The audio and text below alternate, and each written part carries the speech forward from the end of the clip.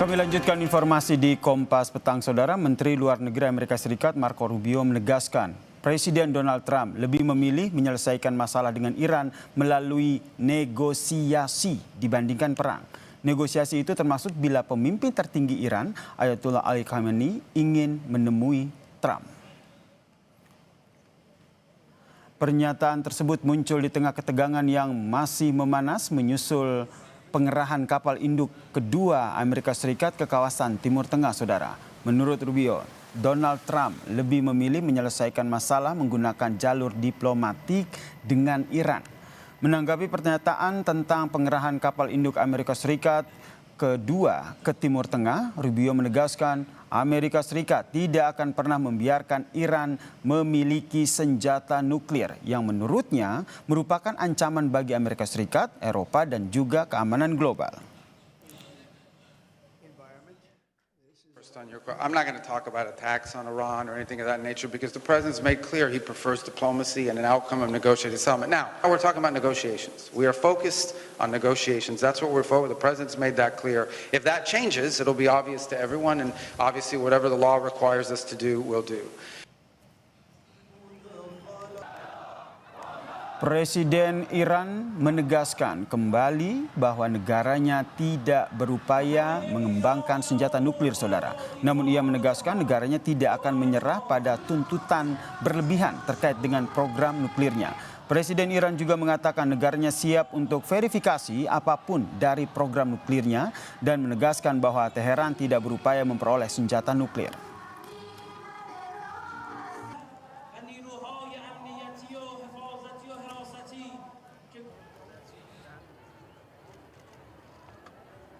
در همین جریاناتی که دشمن تلاش میکرد علیه ما توطئه کنه و یا تجاوزی راه بندازه، همین کشورهای اسلامی بودن یکی پشت سر هم دیگری با ما تماس میگرفتن و دغدغه هاشون رو میگفتن، موضع خودشون رو اعلام میکردن. از رئیس جمهور محترم ترکیه و از وزیر خارجه‌اش قدردانی میکنیم. Sementara itu, Saudara, Perdana Menteri Israel Benyamin Netanyahu menyatakan setiap kesepakatan nuklir antara Amerika Serikat dan Iran harus memastikan bahwa seluruh fasilitas nuklir Iran dibongkar, termasuk pembatasan program balistik Iran. Pernyataan ini muncul saat Menteri Luar Negeri Iran bertolak ke Swiss untuk putaran kedua perundingan nuklir dengan Amerika Serikat.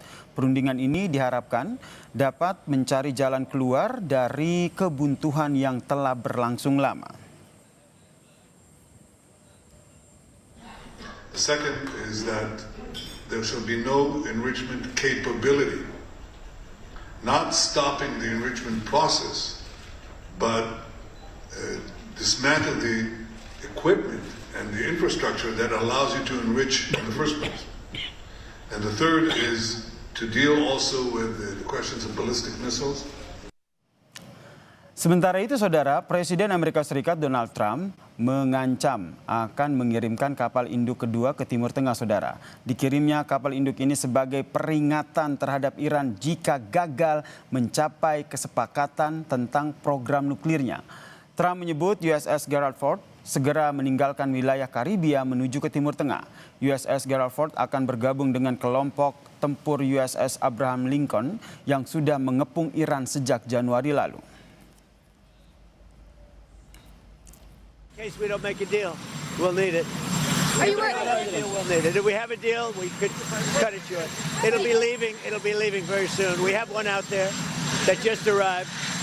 If we need it, we have it ready. A very big force. How confident are you that our negotiations with Iran will be successful?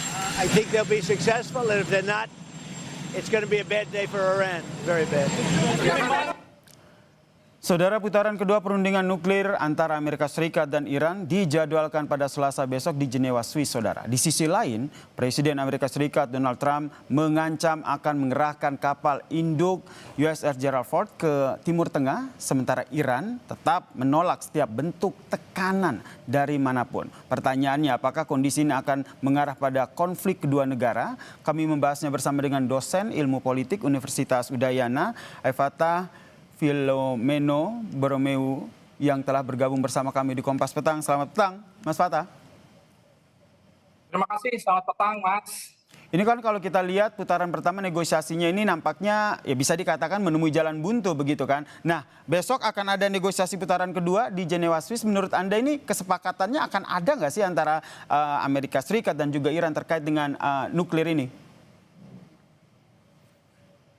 Baik, tentu ini adalah satu pertanyaan yang sangat fundamental ya untuk melihat dan juga membaca eskalasi hari ini terkait dengan situasi Iran. Kita mesti melihat format yang dikirimkan Amerika Serikat untuk nanti mengikuti diplomasi bersama Menteri Pertahanan dari Iran itu sendiri, yaitu adalah Jared Kushner dan juga Steve Witkoff yang notabene bukanlah diplomat murni. Harapannya agar nanti ada pendekatan secara transaksional ya yang dilakukan oleh kedua belah pihak. Dan sebenarnya inilah yang diharapkan oleh Trump terjadi begitu. Tetapi ini tidak diharapkan begitu sangat baik oleh Israel itu sendiri. Mereka menganggap bahwa penghapusan senjata nuklir atau pengayaan nuklir milik Iran ini adalah sesuatu yang sangat eksistensial. Saya mohon maaf tadi terkait dengan Menteri Luar Negeri ya yang dikirim oleh Iran ke sana. Ya ini kalau di sisi lain kan kalau kita lihat kan Donald Trump sendiri sempat mengatakan bahwa lebih mengedepankan menggunakan diplomatik begitu. Meskipun ada sejumlah kapal perang yang sudah dikirim. Anda melihat ini diplomatik, negosiasi yang ingin disampaikan ala Donald Trump ini seperti apa dengan Iran? Baik. Untuk memahami Donald Trump, kita harus sedikit banyak melihat bagaimana Donald Trump berpikir ya. Dan kalau kita membaca buku dari The Art of Deal Donald Trump, dan juga hari ini yang menerapkan satu doktrin dalam diplomasi madman teori ya. Jadi mereka memaksa secara maksimum untuk tunduk pada hegemoni yang dilakukan atau diplomasi yang dilakukan atau keinginan diharapkan oleh Amerika Serikat. Ya memang ini ibaratnya diplomasi tapi dengan senjata yang terkokang di atas kepala. Ini yang menyebabkan Iran juga sulit untuk mengatakan kesepakatan dengan Iran itu sendiri karena didesak oleh Israel dan juga didesak oleh koalisi-koalisi yang berharap agar harus ada strategic victory dan kemenangan secara penuh di wilayah Mediterranean. Dan ini adalah satu tanda-tanda yang mungkin sulit untuk terwujud, tetapi kita bisa melihat nanti apa yang terjadi ke depannya esok. Karena kalau kita lihat secara kacamata awam begitu kan, ini diplomasi tapi di bawah tekanan. Kita lihat ini Trump mengancam dengan mengirimkan kapal induk lagi. Begitu di sisi lain, Iran sendiri berulang kali menegaskan bahwa sebenarnya negaranya tidak memiliki program nuklir. Ini menurut Anda arahnya akan kemana? Ya, arah yang paling utama adalah bagaimana nanti ke depannya semoga eskalasi terkait dengan jalan buntu ini tidak muncul ya nanti dalam opsi-opsi yang ada dan tidak ada opsi militer yang digunakan. Tetapi Iran sendiri itu sudah mempersiapkan diri untuk melakukan pertahanan secara penuh dan mempersiapkan strategi perang regional apabila situasi cukup buruk.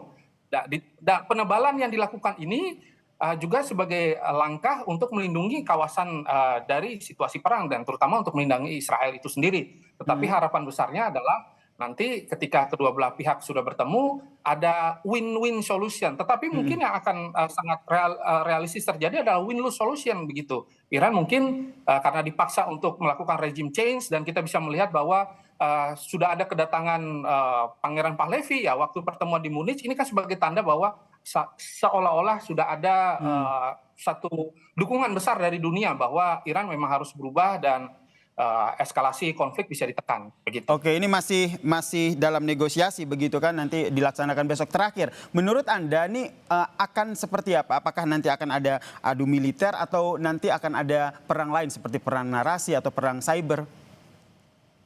Ya, perang cyber sudah terjadi terus-menerus. Kita bisa melihat bagaimana angkatan siber dari Iran sendiri juga bahkan mereka sudah memiliki teknologi baru. Cina juga sudah mengirimkan berapa radar-radar baru yang bisa melacak pesawat F-35. Terus juga kita bisa melihat bagaimana Amerika melakukan intercept untuk mencegah pembelian minyak yang dilakukan oleh Cina. Secara politik juga masih naik turun. Tetapi kita bisa melihat bahwa sebenarnya tujuan utama dari ini semua untuk show of force. Amerika Serikat juga ingin menunjukkan bahwa kami memiliki segalanya dan kami akan sangat siap dan opsi terburuknya adalah menggunakan militer dan interception strike seperti yang dilakukan terhadap Venezuela. Kita nantikan ya bagaimana negosiasi kedua yang akan dilaksanakan esok di Jenewa, Swiss. Terima kasih Mas Aifata Fulemeno Borromeo Duarte selaku dosen ilmu politik Universitas Udayana telah bergabung bersama kami di Kompas Petang. Salam sehat. Salam sehat, terima kasih. Usai jeda saudara, Kompas Petang akan hadir dengan informasi Presiden Prabowo Subianto bertolak ke Amerika Serikat untuk bertemu dengan Presiden Amerika Serikat Donald Trump, membahas kerjasama strategis di berbagai bidang.